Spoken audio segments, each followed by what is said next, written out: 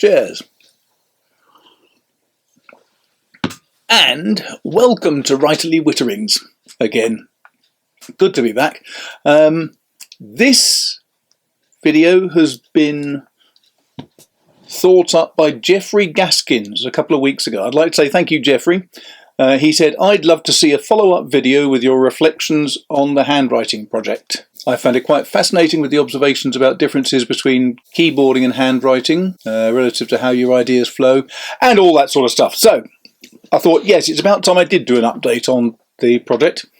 For those who haven't seen the original video, about 15 months ago, I was very fortunate indeed. I'd been having a chat with a delightful fellow at Visconti because I've been using Visconti pens for quite a long time. This is my Bronze Age Homo Sapiens, and the reason why I love it is because it never gets scratched. It's got a very quick open and shut mechanism for the lid, and it holds a huge amount of ink, considerably more than any of my ordinary pens.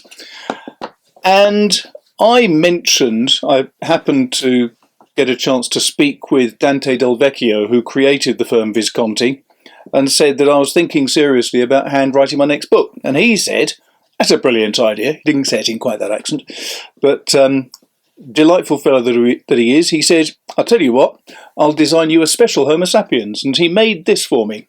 It's the only one of its kind, because you can see there's a clear acrylic window there, and there's a window there, which you can't see through because this one's a bit full. But even so, with this pen, there are two reservoirs. So when you get ink into it, it's got all of that area to fill up, and there's a secondary reservoir here. I won't go into the reasons for it. If you look at probably that side, could be that side or that side, my daughter will have a link up to that side. She's pointing that side. There'll be a video all about this pen, so you can go and have a look at it. But the thing was that there was a couple of minor issues. The first thing was that I was supposed to start the book back in November 2015, and this was, as I say, 15 months ago, so it was about March 2016. And in the intervening period, the pen hadn't arrived yet, because this being the only one of its kind, they were starting from scratch. And I think there was possibly some problems making this pen to specification. Possibly it was more a case of they had other things that they were doing before they had the idea. But for whatever reason, it was a bit late for me to start my next book as I intended. So that was one issue. Then I also had my best mate, Andy Setchell, very sadly had a recurrence of his cancer. And so the first quarter of last year basically was rather lost because of thinking about him. Anyway, so it got to this time last year, and I was in much more of a hurry because I had 3 books to write, and so I had to go straight to computer because I knew that handwriting a book would take a bit longer. But how much longer? It's an interesting idea because I do find that writing with a pen, I get more clarity of thought, but I suppose because the pen works more slowly than rattling away at a keyboard, it means that your ideas, if you're writing someone's sentence out in their dialogue, then if I'm writing it with a fountain pen, the dialogue, the sentence construction can change while I'm still writing. And I often will write a sentence, go back, just change a couple of things at the beginning, but the rest of the sentence feels good. If I'm typing on a keyboard, I consider that much more splurging. I'm just putting words down really, really quickly. But this year I am now writing the next in the Templar series, book 33 in the Baldwin and Simon Puttock series. And I was firmly convinced that I really did need to use this pen and do it by hand. And I have been. Now, in this book, this is my current book Bible. I've got all of the initial plans, which I'm not going to let you see too much of, and then all of this lot is stages of the book being written. As you can see, there's quite a lot of writing. But the great thing is that I'm writing on one side only of this paper, and then what goes into the left is the amendments. So as you can tell, I'm adding and editing as I'm going through and writing, pretty much the same as I would do on the computer. But I think that the writing itself does seem to be improved slightly. It seems to be enhanced.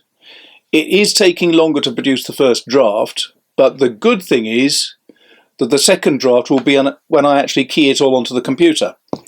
And I think that stage is going to be considerably faster, because when you normally go through the second draft, for me, it's a case of reading through a whole bunch of printed words. I can't edit on the screen, I've got to print off my copies, and I always edit the first draft on paper and then retype all the problems.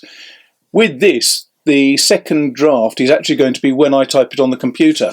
I think that's going to be a great deal faster than my normal approach. But we don't know. I'll have to wait and see. Just in cases of any interest, I have the pen. I have my Atoma pad with all my paper. The paper I'm using is 50 GSM, so it's very fine. It's the sort of paper that always used to be used in typewriters when they had to produce carbon copies. So it's very, very thin, but I found it's very good. It doesn't have any feathering, doesn't have any bleed through, and the paper itself is very cheap. It's about £3.60 per ream. So that's nice. And what I'm going to be doing is I have got hold of these Hexacompta, nice French firm, file systems. And the way that these are is you can give section headings if you want to. I don't know if I'll bother with that, I might not. And then each of the section headings has its own independent location. All perfectly fine and well and good. It doesn't really help too much, but for me what's handy is that this means I can use this set of folders pretty much like I use Scrivener on the computer. They expand really well, and this will take about 800 to 900 sheets of A4 at 80 GSM. Using 50 GSM it'll take considerably more. It should be well over 1,000 pages of A4. There's 12 different sections, so my job really is to make sure I've got one section that's going to be for a load of notes, reference material, comments on individuals and that sort of thing. Then I'll be splitting the book up into 3 to 4 sections, which I can separate out across each of these. So I can use 3 of these dividers for a section or whatever it may be. I'm not absolutely certain how that'll go yet, because it will vary. As the book's written, the book will obviously develop and expand. But it's so far working very, very well, and I'm quite optimistic that this at last is going to be a book that is fully written on pen and paper, and I'm really rather looking forward to getting through this. The interesting thing is that I've also got some other ideas that I'm working on as well, and I'm working on them simultaneously. So far it appears to work pretty much like having a mild holiday in the afternoon. So I work on Simon and Baldwin first thing, and then I go on to one of the other projects in the afternoon, and then back to Simon and Baldwin in the evening. Breaking up the day like that seems to be working quite well. It is different from working on the computer. I always have worked in 1 hour bursts. The main problem that I did have, however, was not so much that. It was just when I sit in front of my computer, I know that's my work time. For 25 years, I've been working that way. Coming to my computer, sit down, and then that's work, and I can shut out the rest of the world. I did find that using this meant that I had a great deal more flexibility. I could nip into the kitchen and write at the kitchen table. I could nip outside and write at the garden table.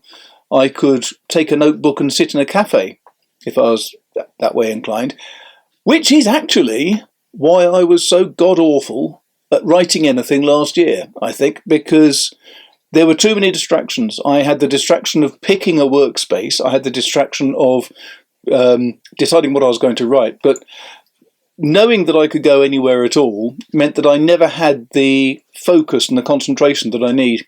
So what I'm doing now is I have 2 workspaces I use. One is my standing desk over there, and one is the garden. I will use the garden still, but I'm not trying to use the sitting room, the kitchen, the dining room, or anything else in the future. I'm just going to stick to the 2 locations. That way, hopefully, it'll keep my brain in focus. So that's the start of it. I'm hoping that this book should be written in about 3 months. Then it'll be a case of writing it up onto the computer, which should take another 3 to 4 weeks, hopefully. And then after that, the book will be done. I will be letting you know how it goes on. With luck, I will be able to stick to my time schedule. But I am an author, so it's quite likely I won't. You just never know, really, do you? So that's about it for now. I hope that was useful. I know a lot of other people have been getting in contact and saying, "Oh, I tried that and it didn't work." That's for you, Stephanie. I know you had problems with it, but it's going to be interesting. I look forward to sharing how I got on with you later. So that's all for now. Thank you very much. I'll now go back to my stone cold cup of tea. Cheers.